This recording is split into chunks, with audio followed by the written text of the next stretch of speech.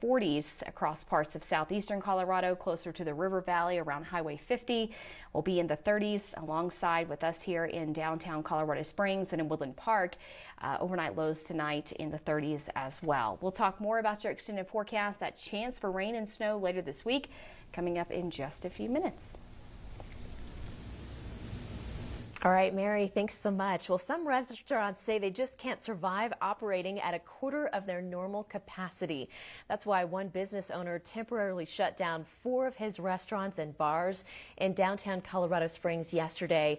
KRDO News Channel 13's Julia Donovan is live outside Bonnie and Reed in downtown Colorado Springs with more. Julia. Heather, the owner here tells me it was a tough decision to make, but they wanted to close early before they're down and out.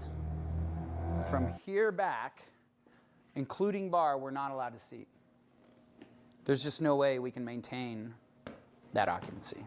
Owner Joe Campana temporarily shut down his downtown restaurants yesterday.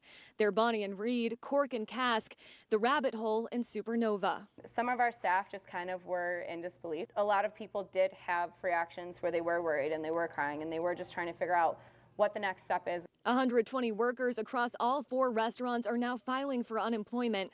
Campana told me food costs have risen dramatically over the last few months, and the margins are so low for restaurants, losing just a little bit of profit can do a lot of damage. He says they've also had nearly 30 cases of COVID-19 run through their restaurants in the last 6 months, so they're worried about their employees' health.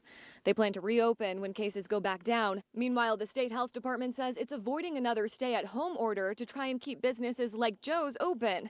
A statement to KRDO says, quote, a statewide stay-at-home can have devastating impacts on Colorado families that can result in even poorer health outcomes. The impacts are disproportionate as some Coloradans in lower wage jobs cannot telecommute, for example. It's why we want to implement every conceivable strategy before more extreme restrictions. Joe believes the current restrictions are already doing quite the damage, but ultimately he understands why the health department is doing this. When you start to weigh out economy over lives, it's a tough decision. It's not a decision I want to make, but at the end of the day, cases are rising and there's nothing we can do about it. Campana told me he hopes to reopen all of these restaurants when things get a little better COVID-19 wise, but that's not the case for everyone. According to a new Colorado Restaurant Association survey, around 50% of restaurants said they could consider closing permanently in the next 6 months given the current conditions. Reporting live in downtown Colorado Springs, Julia Donovan, KRDO News Channel 13. Very troubling, Julia. Thanks.